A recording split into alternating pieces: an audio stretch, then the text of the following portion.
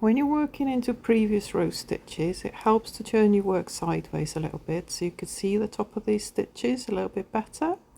And we want to go in with your hook underneath both loops of a stitch, yarn around your hook, pull up a loop, then go yarn around the hook again and pull through the 2 loops on your hook. Let's do this again. So go in with your hook underneath the previous stitch, pull up a loop, you've got 2 loops on your hook, and then yarn around the hook and pull through 2.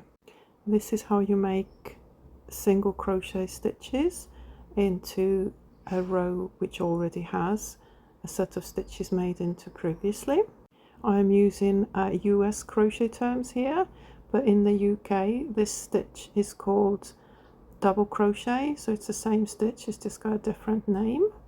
And you just go in, pull up a loop, then yarn around your hook and pull through the 2 loops on your hook, and keep going all the way until you get to the end of the row, and I will show you how we turn and start working towards the other direction.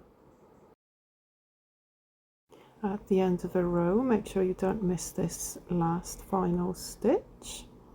We'll make one more single crochet here, and before we go back to the other direction we will have to chain 1. So yarn around your hook and pull up a loop, and now you can turn your work around and you will be working back to the opposite direction.